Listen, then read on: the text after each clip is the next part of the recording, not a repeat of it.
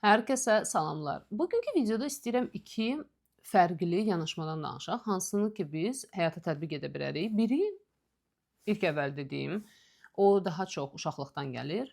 Təbii olaraq biz böyüyərək formalaşır.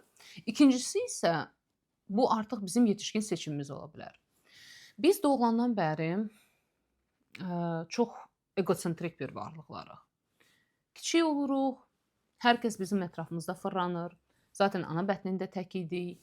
Doğulanda da bizim psixikamızın, beynimizin inkişafına görə biz uzun bir müddət çox mən mərkəzli böyüyürük. Və bunun xatirəsi bizdə güclü olur. İnsan yaşı artdıqca, əgər onun həyatındakı valideynlər, onu böyüdənlər, bu arada bunu çalışaq mühakimə ilə, qurban pozisiyadan yox da sadəcə prosesləri anlamaq mövqeyi ilə baxaq. Əgər onu böyüdən şəxslər, çünki heç kim heç nəyi qəsdən eləmir. Heç kim öz uşağını qəsdən incitmir ya da qəsdən səhv yola yönləndirməyə çalışmır. O mənada deyirəm. Bizi böyüdən insanlar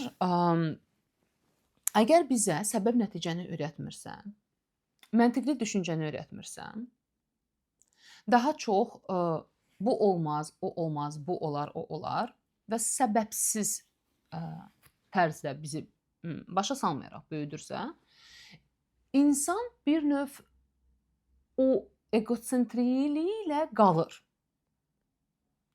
Yəni bizə adətən izah eləyəndə ki, deyəndə belə ki, başqaları var, başqa uşaqlar var ya da mən valideyn kimi varam, biz bunu adətən qəzəblə hiss edirik. Sən təksən, elə dünya sənin ətrafında fırlanmır, mən varam falan filan, belə deyirik. Bəs mən hirslənirik. Çünki əgər məni böyüdən valideyn özü öz egosentrik təbiətindən xəbəri yoxdursa, ona kömək olmayıbsa bundan çıxmağa, bir müddət sonra artıq mənim uşaq ikən 2 yaşdan sonra, məsəl üçün mən qızımdan çox gözəl müşahidə edirəm buna, bizim mən varam ortaya çıxmağa başlayır və uşağın mən varamı valideyn mən varamdan toqquşa bilir. Və valideyn uşaqla çaxnaşır. Deməli, bu egosentrik bizdə qalır. İnsan egosentrik zaten ölənə kimi bizdə qalır. Ölənə kimi bizdə qalır. Hətta valideynimiz bizə öyrətsəydi belə fərqli davranmağı, o yenə də bizim fundamentimizdir, kökümüzdür, təbiətimizdir. Biz sadəcə onu seçməməyə öyrənə bilərik. O egosentrik dünyada biz yaşayanda bizə elə gəlir ki, hər şey bizim üçündür. Hər şey, insanlar, dünya. Və bir şey bizim istədiyimiz kimi olmayanda bizim canavarımızdan dəhşət qəzəblənirik. Biz istəyirik ki, hər şey mənim üçün olsun və hər şey mənim istədiyim kimi olsun. Və təsəvvür edin ki, bu mövqedə, bu dünyada, dar dünyada böyüyən bir insan münasibət qurmaq istəyir. Əks cinslə, işdə, həyatla, gələcəkdə uşağı ilə. Və o bir də görür ki, nədənsə daima mübarizədədir. Bu videonun da adı elə olacaq. Mübarizə yoxsa əməkdaşlıq. Sanki bəzən insanlar deyir ki, elə bilirəm ki, hamı ilə dalaşıram ya da dalaşmaq istəyirəm. Sanki lazımlı, lazımsız yerdə mövqeyimi qorumağa çalışıram. Mənə elə gəlir ki, hamı məni incitməyə çalışır. Sanki savaşdayım daima. Biz egosentrik pozisiyada olanda, biz sadəcə məni hiss edirik. Mən varam. Varam mən və mənim qulluğumda, necə ki uşaqlıqda belə idi, qulluğumda olan insanlar və ya dünya. Və əgər qarşımdakı mənim üçün istədiyim kimi eləmirsə, mən bunu hansısa bir sosial mədəniyyətə görə özümü tutacam, saxlayacam, amma içimdə yenə də partlayacam. Çünki mənim istədiyim kimi olmadı. Çünki biz həyatla ya insanlarla mübarizədəyiksə, savaşdayıqsa, deməli biz özümüz varıq orada, təkcə mən varam. Bunun tam əksi olan, hansını ki biz özümüz artıq seçə bilərik, Bunun bizə sərfəli olduğunu anladığımız üçün, yetişkin olmaq istədiyimiz üçün əməkdaşlıqdır. Əməkdaşlıqda var biz. Biz, yəni əgər mən məsələn dostumla münasibətdəyəm, biz ikimiz də varıq. Fikir verin, əgər mən mübarizədəyəm, harda ki, hər şey mənim üçündür, mən mərkəzlidir. Orda mən yükəyəm, üstünəm, mən və mənim üçün. Amma mən deyəndə əməkdaşlıq, bilmirəm, hiss eləyirsiniz necə insan elə bil ki, ölçüsündə kiçilir. Elə bil əgər burada skamya var idisə və mən orada tək oturmuşdum belə, artıq kimsə mənim yanımda gəlir, oturur və mən belə qırağa çəkilib ona yer verməliyəm. Biz isə yer verməyə heç də sevmirik. Əgər mən əməkdaşlıqdayımsa, mən öz limitlərimi hiss etməyə başlayıram. Mən anlayıram ki, qarşımda başqa insan var. Onunla məsafə qurmalıyam, ona hörmət etməliyəm, onu saymalıyam, onu nəzərə almalıyam. O mənim qulluğumda olan bir varlıq deyil, bu dünyaya məni xoşbəxt eləməyə gəlməyib. O bir insandır öz ehtiyacları ilə, istəkləri ilə, öz dünyası ilə, öz keçmişi ilə, öz baqajı ilə, öz psixikası ilə, öz sinir sistemi ilə. Və mən bunların hamısını, əgər bu insanla münasibətdə olmaq istəyirəmsə, nəzərə almalıyam. Fikir verin, bu necə az qala belə biznes əməkdaşlığı kimi səslənir. Amma bu həqiqətən elədir. Ona görə boşuna demirlər ki, sevgi əməkdir. Yaxşı, gözəl münasibət əməkdir. Çünki biz əməyi verməsək, biz hamımız, amma hamımız egosentrik varlıqlar olduğumuza görə biz çox istəyirik ki, dünya və hər şey bizim qulluğumuzda olsun. Kainat bizim qulluğumuzda olsun. Hətta mən bəzən düşünürəm ki, bizim o vizualizasiyalar, cəzb etmə qanunu, hamısını elə bil ki, insan kainatı çözmüş kimi hiss edir. Və əgər mən istədiyim tərzdə, düzgün hesablamışam, necə kainatla danışmaq lazımdırsa, kainat belə sanki mənim qulluğumdadır. Fikir verin, mən ona istədiyimi elətdirirəm. Çözmüşəm səni kainat. Yəni biz o dərəcədə hegemon bir varlıqlarıq. Bunu anlamasaq, nəzərə almasaq, biz kimsə ilə sevgi dolu, uzun müddətli münasibət yarada bilmirik. Əgər mən egosentrimdən xəbərim yoxdur, özümdə müşahidə etmirəm, yetişkinliyə addım atmağa çalışmıram. Təsəvvür edin ki, yəni mənim uşağım var, mən onunla savaşdayım. Çünki mən uşağımı nəzərə almaq istəmirəm. O bu dünyaya gəlib, çünki mən onu dünyaya gətirmişəm. Mən ona deyəcəm necə yaşamaq lazımdır. Fikir verin, o ayrı bir individual və varlıq kimi yoxdur. Mənim həyat yoldaşım, sevgilim, o da sevinsin ki, mənim kimi gül çiçək, möhtəşəm bir varlıq onu həyatına dəvət edib və lütf edib onunla bərabər olmağa. Bəzən qızlar elə də deyir, yəni bəs deyilmi ki, mən səni seçdim, mən sənə hə dedim, yəni qalanı sənindir, buyur qulluğuma. O Aladinin o şey kimi, sürtürsən oradan çıxır, əmr edərsən, əfəndim. Ya da ki, təsəvvür edək, həyat, kainat da mənim qulluğumdadır. Əgər mən anlamıramsa ki, mən bu həyata gəlmişəm, həyat həmişə var idi, mən bura gəlmişəm və mən anlamalıyım, həyatdakı proseslər necə işləyir, daxili proseslər necə işləyir, mən necə etməliyim ki, mən bu dünyada sülhdə yaşayım, mən həyatla daima savaşda olacağım. Mənə elə gələcək ki, həyat məni incidir. Mənim istədiyimi mənə vermirsə, mənim istədiyim kimi deyilsə, mən axı yaxşı qızam, çox insanlar özünü limitləyir, düzgün davranmağa çalışır və elə bilir ki, Allah nə bilim hansısa siyahı ilə oradan baxır və deyir ki, yox, bax buna ən yaxşısını vermək lazımdır. Yəni öz beynimizdə, özümüzün o egosentriyimizlə, o hegemonluğumuzla nağıllar qururuq beynimizdə və Allahla belə oyunlar oynamağa çalışırıq. Və biz həqiqətən acı içində yaşayırıq. Çünki bizim istədiyimiz kimi deyil və biz o mübarizə pozisiyasında yaşayanda bizim ağlımıza da belə gəlmir ki, problem məndədir. Ki bəlkə mən nəsə səhv edirəm, bəlkə mən nə isə anlamıram. Əməkdaşlıqda biz varıq deyə bu münasibət bir tərəfdən daha çətindir. Çünki dediyim kimi bayaq, çox faktorları nəzərə almaq oluruq və daima nəzərə almalı oluruq.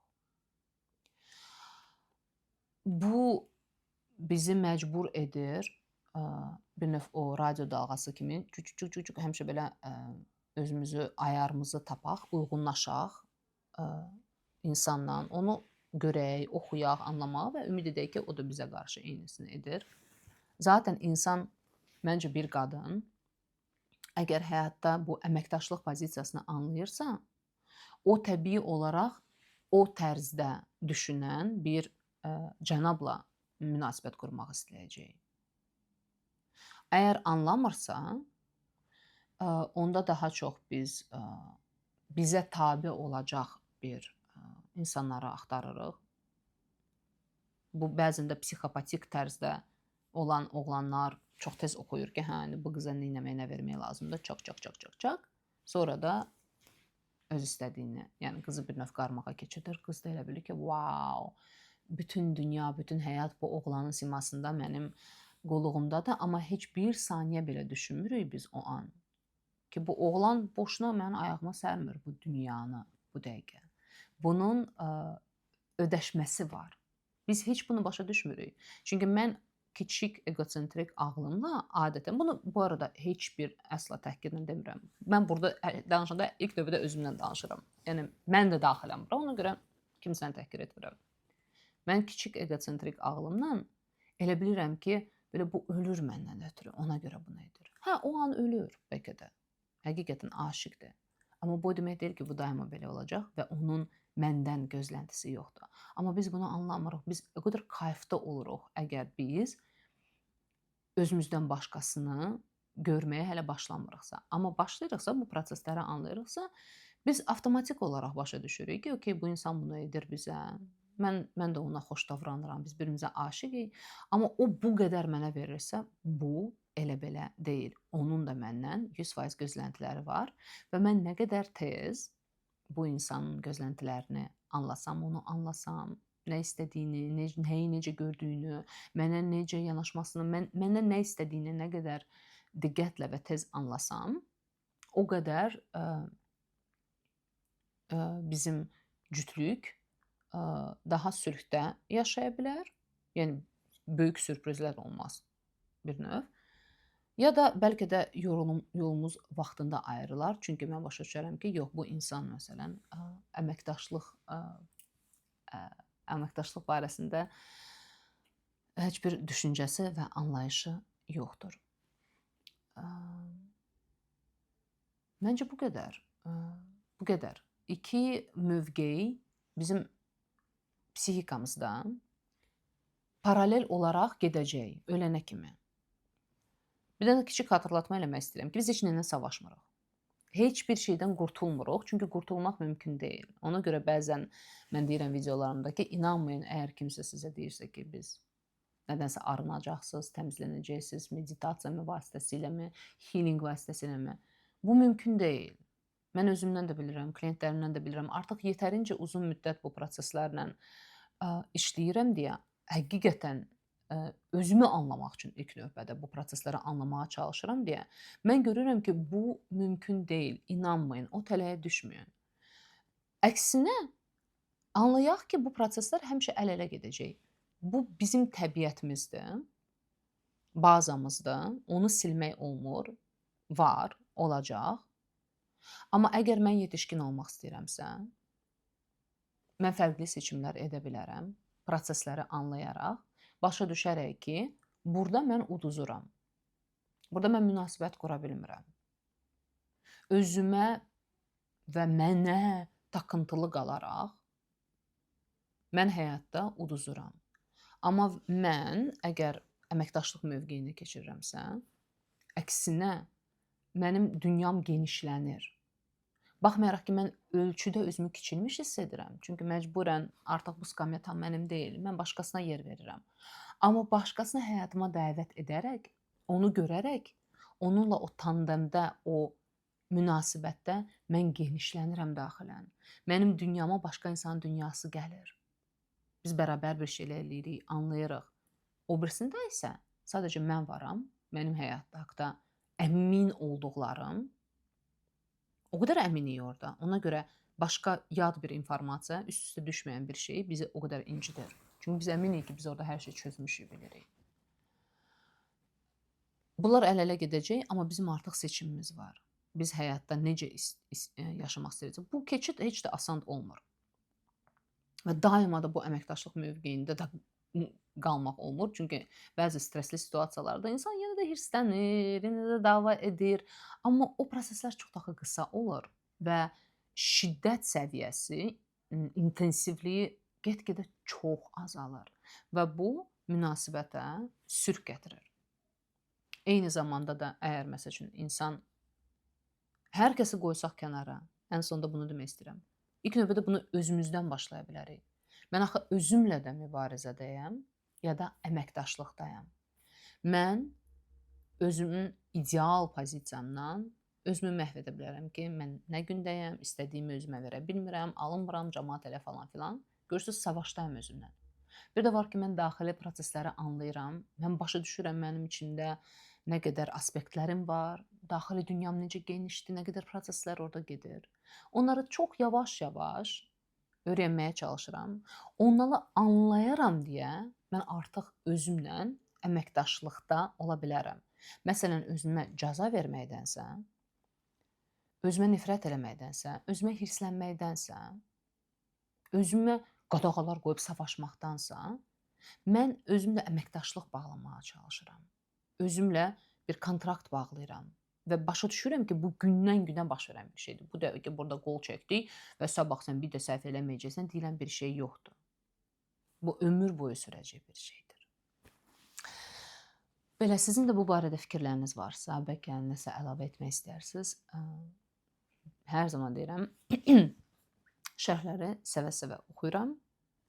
Sizin geri dönüşlər mənə növbəti videolarda nə barədə danışacağımı da kömək edir. Baxın, mən sizinlə əməkdaşlıqda olmaq istəyirəm. Mən sadəcə çıxıb burada, mən maraqlı mövzu tapdım, bu barədə danışım deyə istəmirəm.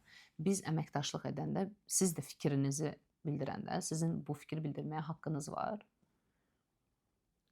Bacardığınız tərzdə yaza bilərsiniz və biz onda sizinlə birlikdə oluruq, biz varıq. Çünki mən sadəcə tək mən olmaq istəmirəm. Mən artıq bilirəm, anlayıram bu nə qədər sıxıcı bir şeydir insan tək olanda. Mən biz olmamızı istəyirəm. Belə, gələn həftə yeni video ilə mən yenə qarşınızda olacağam. Sağ olun.